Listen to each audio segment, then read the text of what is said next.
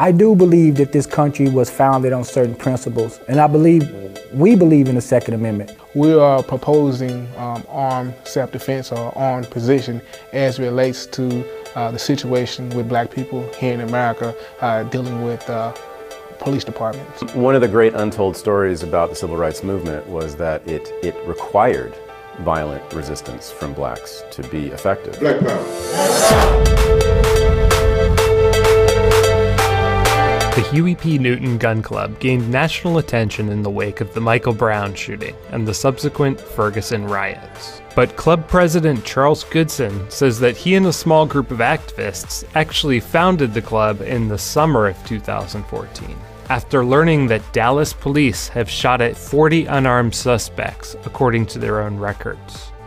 We attended a meeting of the gun club, which takes its name from Black Panther Party co-founder Huey P. Newton. Black Panthers. And we talked with historian Thaddeus Russell about the long, intertwined history of the gun rights and civil rights movements. The fact that we use the gun is just a political tool. As much as it's a provocative thing, I think in these days and age, when you have black men and black women, etc., and 12-year-old child that's being shot down, I think we're living in profane times. The gun is a tool.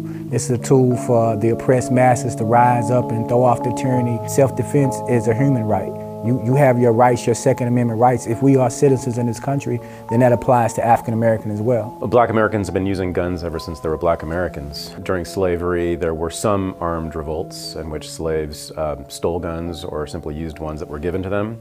It really began as a movement after slavery, after the Civil War, during Reconstruction, when the ex-slaves were left to fend for themselves in the South and against a rising hostile opposition to them by organizations like the Ku Klux Klan, who were formed during that period, largely as an attempt to suppress the slaves and stop them from gaining political rights and civil rights and their freedom. The Klan at the time was really the first gun control organization in American history.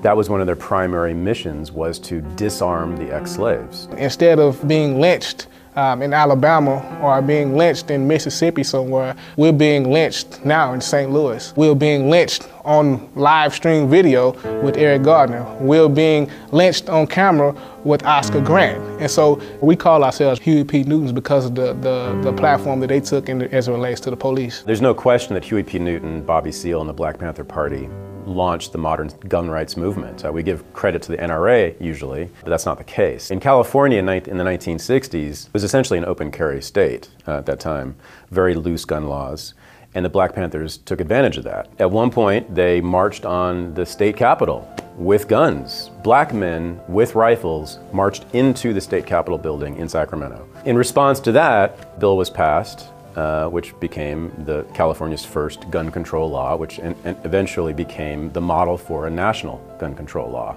So the Panthers really were the first gun rights movement, and the response to them, which was, by the way, a Republican response, authored by a Republican congressman and Ronald Reagan, who was governor at the time, was the first gun control anti-movement. When they brought all the military hardware back from Afghanistan and Iraq, who the hell do you think they're bringing that back for? At the end of the day, we already know that the war on terrorism is the war on us. The war on drugs is the war on us. The first line of government is your local government, but the police is going to be the first person you're going to come in contact with that represents the state. Whether I'm protecting myself from a robber, a rapist, or anyone that's trying to brutalize and murder me, we don't differentiate when we say self-defense. One of the great untold stories about the civil rights movement was that it required violent resistance from blacks to be effective. The dogs and the fire hoses were not used primarily against the peaceful school children who were marching.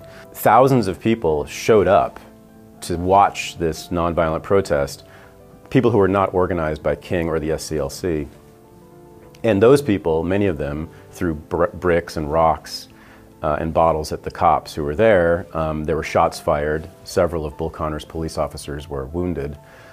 This is all before he uses the hoses and the dogs, and in fact, he used the dogs and the hoses against those people. Now, if that hadn't happened, right, King would have had very little leverage to go to the city elders with. But that's what he did. In his letter from Birmingham jail, he said to the white leadership of Birmingham. He said, you have a choice. You can deal with those people in the streets and have an ocean of blood at your hands, or you can deal with people like me, you know, good, peaceful, Christian, relatively law-abiding citizens. I'm not promoting violent resistance, but there's no question that it has been effective historically.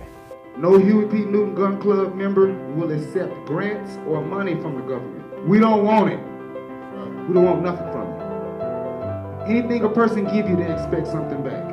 One of the things about accepting government grants is that we feel that we should do for ourselves. But one of the main reasons why we say that is because we feel that as long as we control it, then no one else can control it. You can't buy us. Believe it or not, we found supporters from all over the political spectrum, from the left, from the liberal types to the more conservative types. And so we've gotten a lot of response from the conservative people and, you know, National Rifle Association, groups like that.